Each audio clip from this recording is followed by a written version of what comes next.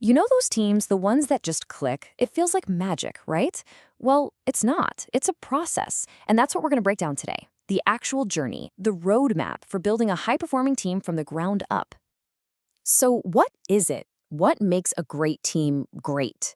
Is it just luck of the draw? Do you just get a bunch of superstars in a room and hope for the best? Nah.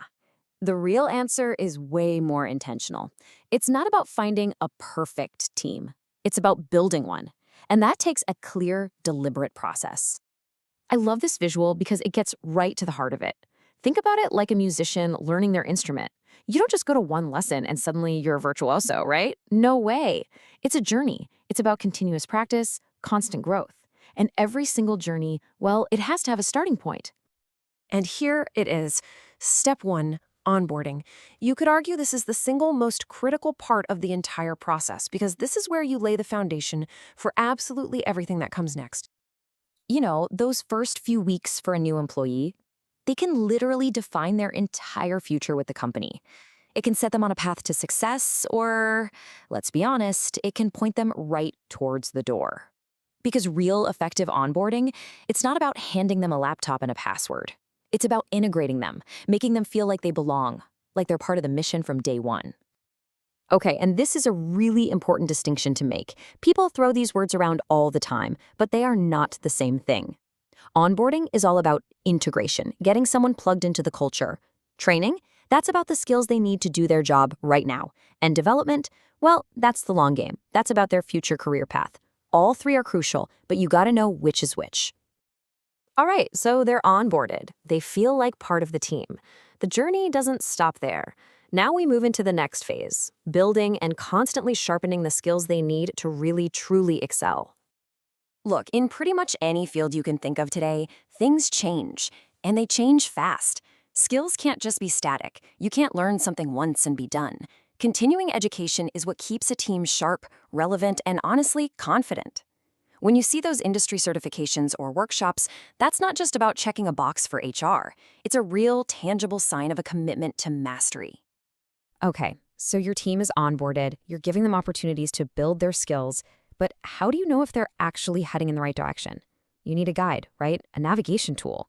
What you don't need is some kind of judgment tool. And this quote just nails it. We all kind of dread the performance review, don't we? It feels like getting a report card, but that's the wrong way to look at it. It's not about grading the past. It's a roadmap for the future. It's a chance to sit down together and plan out the next leg of the journey. When you have a good evaluation system, it does so much more than just give someone a score. It helps you see exactly where more training is needed. It's a formal way to recognize the people who are absolutely crushing it. It helps you catch small problems before they become big ones. And it gives you real data to make fair decisions about promotions. It's accountability for sure, but it's constructive accountability. But here's the thing. That kind of constructive, positive system, it can only really work in a specific kind of environment. You have to go beyond just having a process. You have to build an entire culture of learning where growth isn't an event. It's just part of the air you breathe.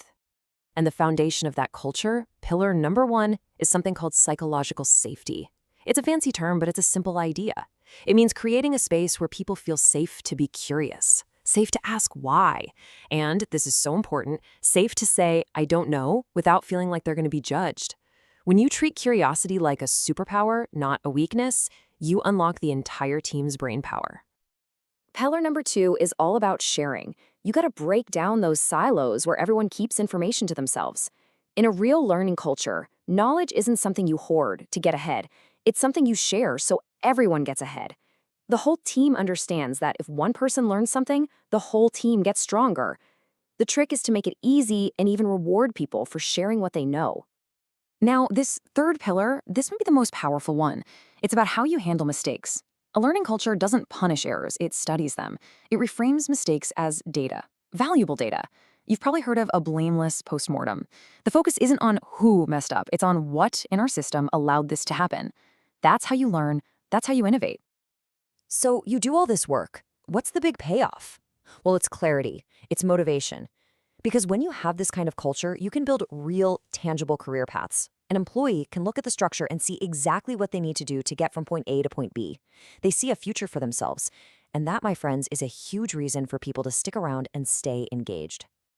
So let's wrap this all up. The big takeaway is this: great teams are not an accident. They don't just happen, they are built. They are the result of a deliberate, intentional journey that starts with great onboarding, is fueled by constant learning, guided by helpful feedback, and all of it happens within a culture that supports growth. And that really just leaves one final question for you. Because this kind of journey, it's never really over. So the question isn't if you should get started, it's where. What's the very next step you can take on your team's growth journey?